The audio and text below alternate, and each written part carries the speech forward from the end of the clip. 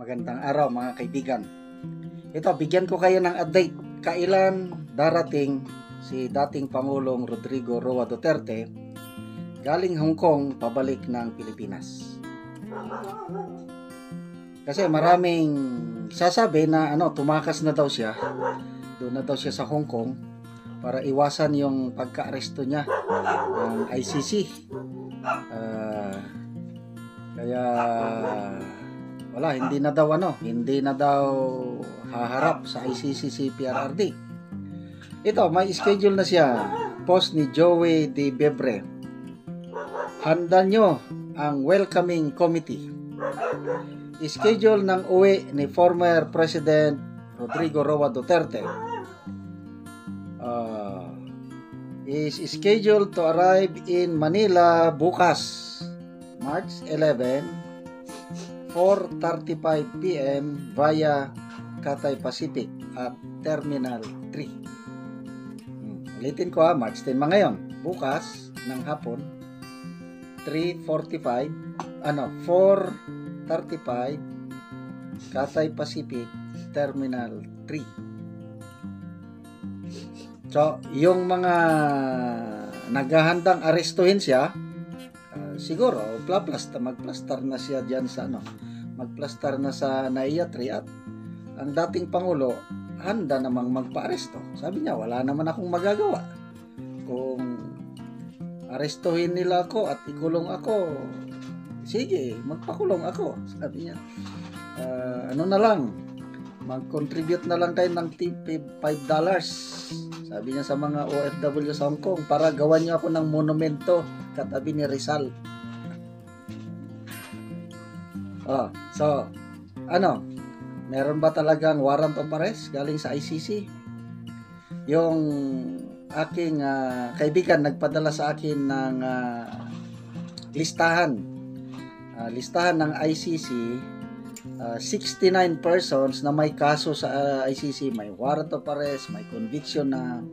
Makikita mo doon ang mga tao na hinahanap ng ICC, 69. Nako, sabi ng nagpadala sa akin, sir, walang Rodrigo Roa Duterte, walang taga Pilipinas na nasa listahan ng huhuliin ng ICC.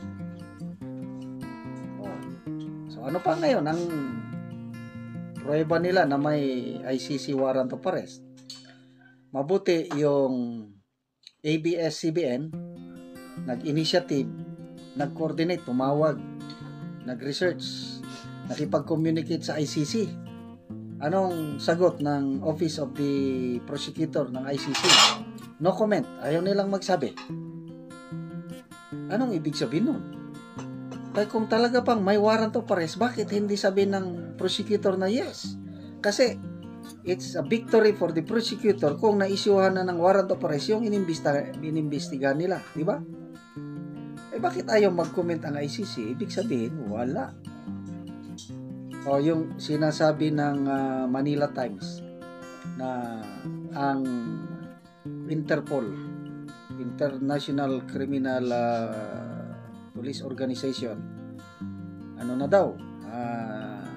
naka-ready na, may red notice na daw ang Interpol para kay PRRD. Marunong itong si Attorney Harry Roque. Nag-research din siya na yung database kasi open man yan, database. As of March 10, 9:45 AM, kaninang umaga, walang na alagay na Interpol red notice para kay dating Pangulong Rodrigo Roa Duterte. So, saan sila kumukuha ng balita na meron na Grabe yung balita ng Manila Times, 7,000 policemen hinahanda para arestuhin ang isang senior citizen, 79 years old.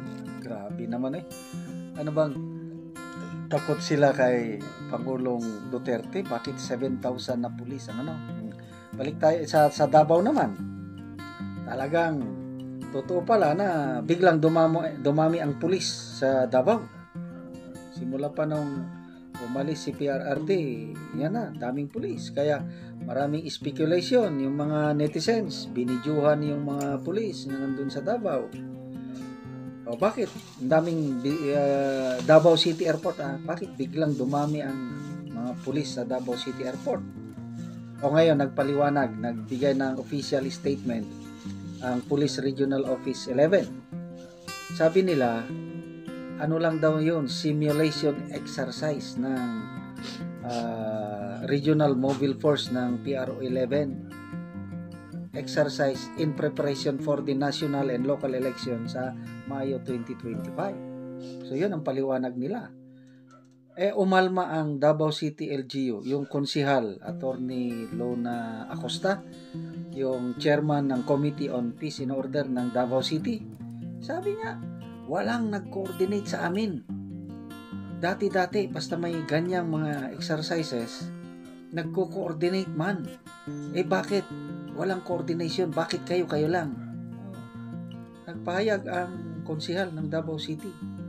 Ang peace and order is a shared responsibility. Hindi lang responsibilidad ng police, ng AFP, men in uniform, responsibilidad ng LGU, government agencies concerned. So dapat mag-coordinate sana. Ang problema, ang PRO 11 gumawa ng aksyon na hindi kung totoo, kung sakaling totoo na simulation exercise yung pag-deploy ng mga SWAT, yung matitinong pulis ito, mga combat policemen, kasi mobile force battalion so fully armed, dineploy sa Davao City Airport. Di ba nakakaalarma? Yung pala simulation exercise, bakit hindi sila nag-abiso sa publiko? Bakit hindi nag-coordinate? Yun. So tignan natin bukas, aabangan natin, aarestuhin ba nila si Pangulong Duterte? Bring it on. Baka magsisi sila sa restback ng taong bayan. Okay mga kaibigan, salamat sa inyong palaging panonood sa ating mga videos. Nakakatulong kayo.